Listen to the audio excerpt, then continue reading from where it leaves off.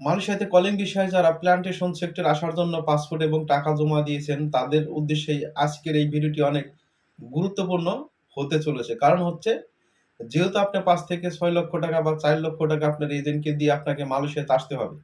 আপনি যদি মালয়েশিয়াতে আসতে না পারেন, হয়তোবা মালয়েশিয়ার যে আপনি কলিং ভিসার টাইমটা দিচ্ছে বা নির্ধারিত করা হচ্ছে, সেটা হচ্ছে ৩১শে জানুয়ারি। ৩১শে জানুয়ারির মধ্যে কিন্তু আপনাকে মালয়েশিয়াতে প্রবেশ করতে হবে। ৩১শে জানুয়ারির পর কিন্তু আর আপনি মালয়েশিয়াতে প্রবেশ করতে পারবেন না। এটাই হচ্ছে শেষ কথা। এর জন্যই সবাইকে বলবো, আপনারা সম্পূর্ণ টাকা ক্লিয়ার করে দিলে আপনারা কি, কি সমস্যায় পড়তে পারেন এবং আপনার কিছু টাকা বাকি রাখলে আপনি কি, কি সুবিধা পেতে পারেন, সেই বিষয়ে আজকের ভিডিওটি। তো সবাইকে বলবো ভিডিওটি স্কিপ না করে পুরো ভিডিওটি দেখার জন্য। তো চলুন ভিডিওটি শুরু করা যাক। আর ভিডিওটি শুরু করার আগে সবাইকে ছোট্ট একটা রিকোয়েস্ট করবো, আপনি যদি আমাদের পরিবারে এখনো নতুন হয়ে থাকেন তাহলে অবশ্যই চ্যানেলটি সাবস্ক্রাইব করে আমাদের পরিবারের সদস্য হয়ে যাবেন। তো চলুন শুরু করা যাক। আসসালামু আলাইকুম প্রিয় দর্শক, কেমন আছেন সবাই? আশা করি সবাই অনেক, অনেক ভালো আছেন। আবারও চলে আসলাম আপনাদের মাঝে মালয়েশিয়া থেকে আমি ফুল মিয়া। তো যে যেখান থেকে এই মুহূর্তে আমাদের এই ভিডিওটি দেখছেন, সবাইকে আমাদের চ্যানেলের পক্ষ থেকে স্বাগতম।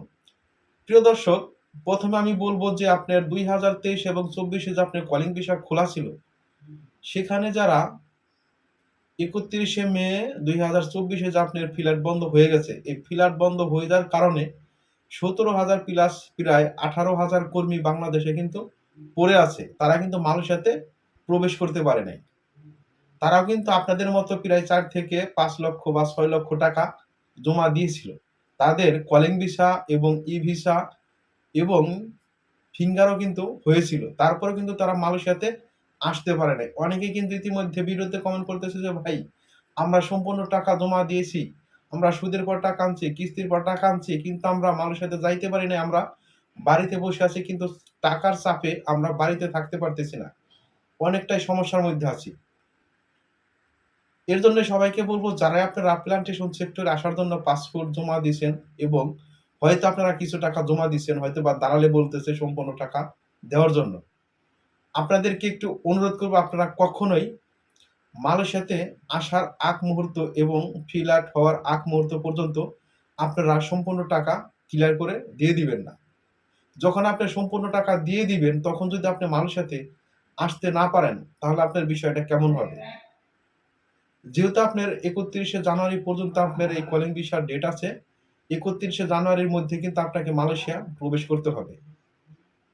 এই ৩১শে জানুয়ারির মধ্যে যদি আপনাকে মালয়েশিয়াতে প্রবেশ করতে না পারেন, সেক্ষেত্রে কিন্তু আপনি বাংলাদেশে পড়ে থাকবেন আপনি সম্পূর্ণ টাকা দেওয়ার পরেও।